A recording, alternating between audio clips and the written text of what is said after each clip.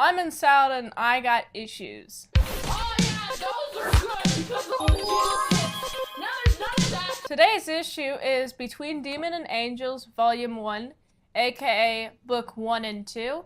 It is written and drawn by Kurt J. Parker. I'm basing this off of the South scale. S for story, A for art, L for lettering, A for action, and D for drama. How does this book rank? It starts with a lot of words. I think it's called a preamble. It establishes what's happening in the world. There's a government that led with a strong but fair hand, and corruption happened. You got some demons, you got some angels trying to stop these demons, establishing what's happening in this world, all that fun jazz. Vegalos seems to be the main hub.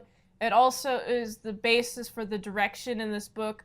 2,000 miles east or southeast of Vegalos. You also got chapters in these books that break up every few pages. The structure of the book is establish the world, establish the evil, what the evil is doing. In this case, we have a woman, she's having sex with this old man, and while he's having climax, she goes at his neck and kills him. It's shown later that she got the essence of this dude and is working for this guy, and this guy has sex with this wife of the guy that she killed, and then they double team the chick. It's a very sexual book. By the way, there's a lot of titty, there's a lot of nudity. I can't show these pages on YouTube. It's that spicy. The way that the story is delivered, when it comes to the bad guys, it's mostly visual. When it comes to the good guys, the angels, it's a lot of talky dialogue. While we got the bad guys having sex and killing a bunch of people, the angels be appearing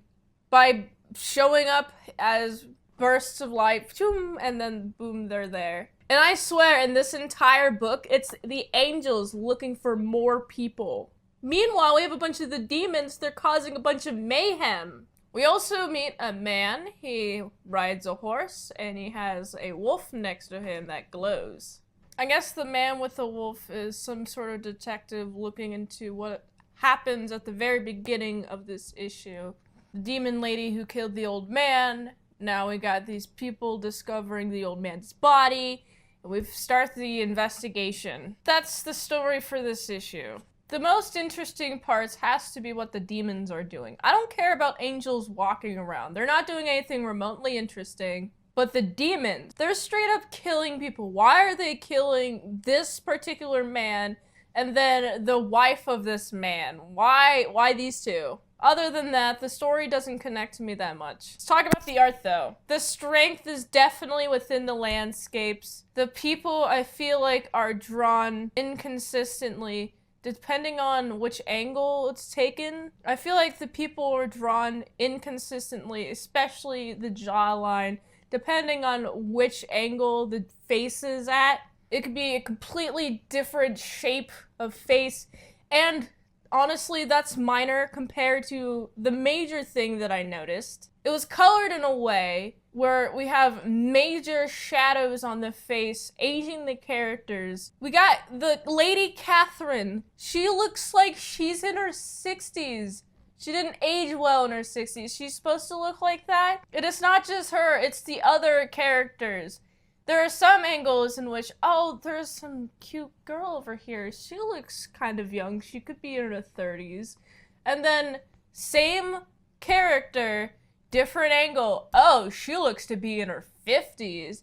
Based on how it's colored alone. I will say the boobs are tasty. The landscapes, I especially like the water, the trees. You can hit or miss the trees. Some of the trees are really cool. I like these trees going on here, but some of these other trees, I'm not a huge fan. And I've noticed there's a lot of cinematic shots, cinematic composition, cinematic paneling, framing. This is more of a storyboard style comic. You'd see these straight out of a storyboard for a movie, say. I personally not a huge fan of the blur effect in the background sometimes. There are other times where I like the blur effect, but sometimes the blur effect isn't used properly, so you might have, oh, the person in the foreground is obviously not blurry. Then you got the person in the background is obviously blurry. What do you do with the person in the mid-ground? You should blur them a little bit, but if you don't blur them at all, then they look like they're on the same plane of existence, but the proportions are different. They're different sizes, so there's some of that. Definitely, there's the definite landscape strength. The metal looks cool. I like the intricate designs of the characters. I tried drawing the mistress design.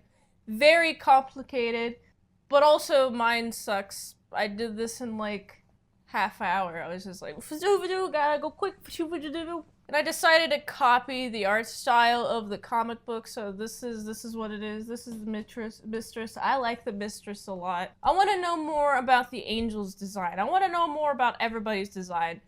There's definite medieval fantasy magic vibes that I get from the designs and overall this world. Colors are alright. There's color palettes. There's definite color choices being made.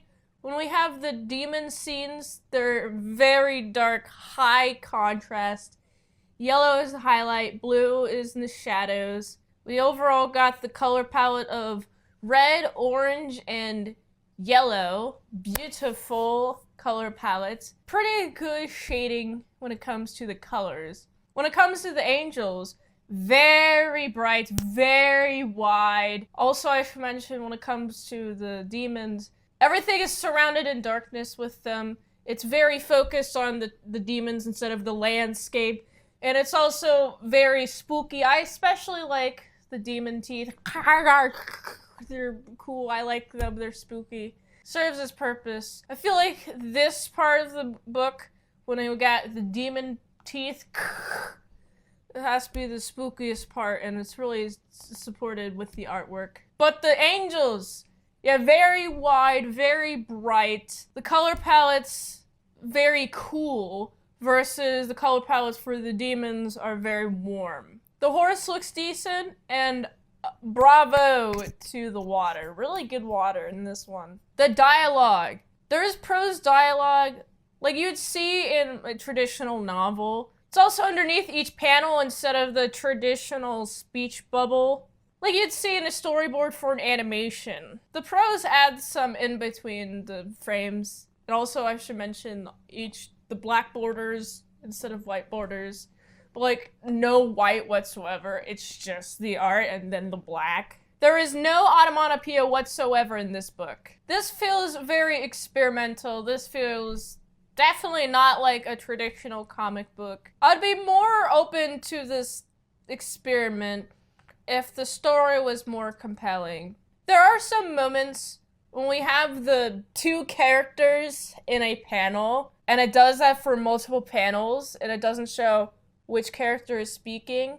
But you know how in novels you go, oh, this person is speaking, and you have the quotations, and then underneath it, oh, this person is speaking with quotations, and you don't say, oh, this person said, this person said. This book does that, does it in certain moments where I'm like, who is speaking? I can't tell who's speaking. And now it's time for action. The action is a hot lady does sex stuff. I like seeing the sex stuff because I like it. Big boob, go woo, woo, woo, wooga, wooga. There's a decent amount of that. And then a lot of stiffness with the poses of the angels. And a lot of stiffness with the demons too. Oh wow, these are really stiff poses. And also the action, I feel like it really lies within how eerie it is within the coloring more so than the poses. The teeth. I really like the teeth of the monster guy. I do like when the angels are walking, that feels like they're walking. They feel so much in motion. That feels alive. I like that. I like it when the mistress goes, I'm stabbing your palms now. And then they have sex with that lady. That was cool. And the overall drama of the book is that there seems to be some sort of war between the demons and the angels. And somebody's investigating this guy's murder. It's overall pretty static. There's so much info dumping at the beginning of the book and then towards the end of the book that I'm like, how do I wrap my head around what's happening? I can't.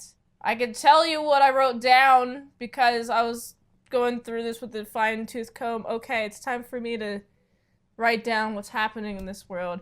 And honestly, if I saw this in a comic book store, picked it up, opened it, at some point, I would stop flipping the page because I got really bored and annoyed. I'm sorry, I don't mean to be mean, right? I just have to be honest. I lost interest in finishing this, but I finished it for the sake of this review. So, what does this get on the salad scale? S is a 3. There is definitely a world here. There's a spark of something at the very beginning and then at the very end, and then also you got a bunch of stuff is happening.